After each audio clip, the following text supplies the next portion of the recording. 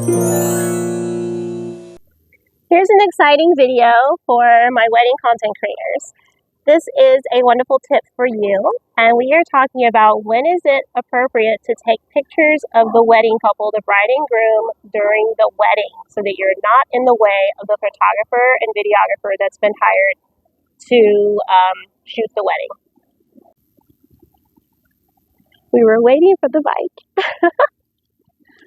Okay, so before the wedding, there's going to be a timeline that you're going to receive as a wedding content creator. I receive my timeline well in advance so that I can look over it, and as a wedding content creator, I know what's going on each hour by hour, 30 minutes intervals, however that bride and groom have approved to have their wedding flow with the wedding planner. I get to see and have a printout of the timeline. I like to print mine out. That's another wonderful tip, because I don't want to be staring at my phone trying to read a PDF or a Word document while I'm also using my phone to film and take photos during the wedding. It's just way too much going on. So it's easier for me to just take out the paper and be like, okay, this is when they're doing this is when they're doing that. So on the timeline, you are also on there as a wedding content creator. I am on there as a wedding content creator. And what it's going to say is, your information is going to be on there, and hopefully no one loses that timeline paper if they printed it out. But our information is on there, our email and our phone number.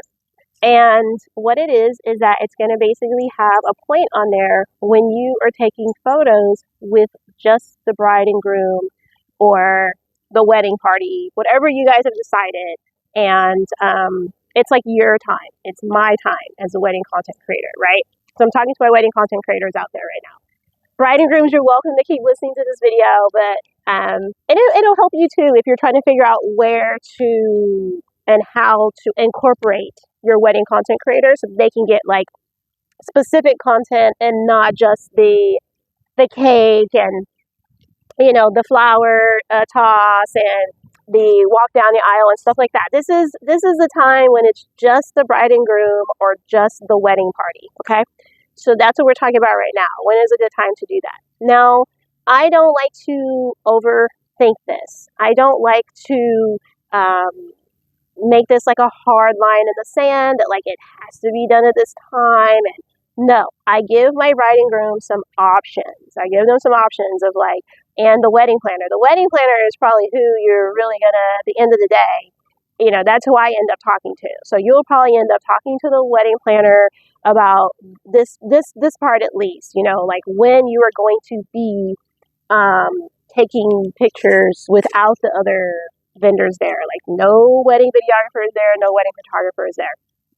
All right, the part we've been waiting for. When do I do this? So, when the bride and groom, they are on their way out from the ceremony, and now they come back out, they take all their fancy photos and everything with the wedding photographer, and it's probably about 30 minutes to an hour, depends on the wedding, and everyone else is in the cocktail hour, right? So that's usually when that transition happens. They're still doing stuff, they're taking photos, and then everyone else has gone in.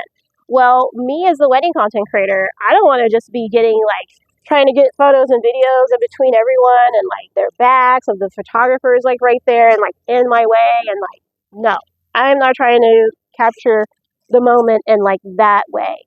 And so, gosh, you guys, these no-see-ums are really, really out here. They're driving me crazy. Okay, so yeah, so I don't want to be trying to gather my footage during that time. So I like to wait until after the bride and groom have actually they've already done their grand entrance, and now they have eaten, and after they eat, that's when everybody wants to take photos and stuff with them. I don't take more than 10 minutes, and I grab my content really fast. We go outside, or we go to a different area of the wedding venue, and that's where I grab my content. So because mine is like little short little snippets of just them, they're very quick. They're very quick because these are for my transition videos that I need. And so that's when I do it. I also get them when they're coming off of the altar for the ceremony itself. That's when I go and I grab some videos and pictures as well, so that I already have that also to help me with my transitions. Another time that I'm able to get like that more like just kind of like that one-on-one time is during the get ready with me time. You guys all know it if you're here on YouTube. You know about get ready with me. It's when the bride is getting ready for the wedding and when the groom is getting ready for the wedding. That's when I really like to get my behind the scenes footage of them, and then like we have our fun little TikToks that we're doing. If none of these times end up working out for the bride and groom, like I said, I am very like I'm open. There's other times that we can do it. And so there's also the end whenever we get ready to have everybody come through and they do their send off.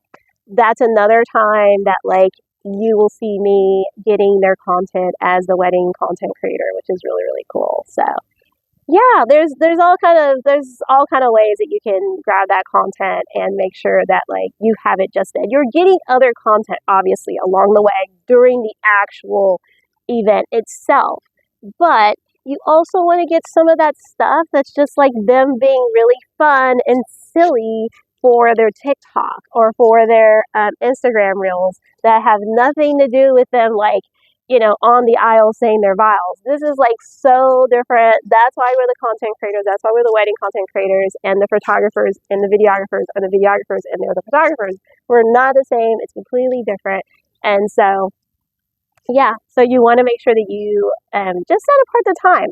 Like I said, it's not perfect one-to-one. Like you do your best with the planner to be able to put you in like a slot to be able to do this, but like I'll tell you right now, weddings a while, they're crazy. They're not always like sticking exactly to the timeline perfectly because the day of coordinator may not be able to, or they could have started the wedding late and now they've got to like play catch up with like the rest of the time that we have, especially with the venue. They might have another wedding afterwards. You just never know. So that's why you have to just kind of like, go with the flow. Go with the flow basically, but make sure that you get your content, and brides and grooms, make sure that you're allowing for time for that to happen. So yeah. Put away your phones and cameras, let the good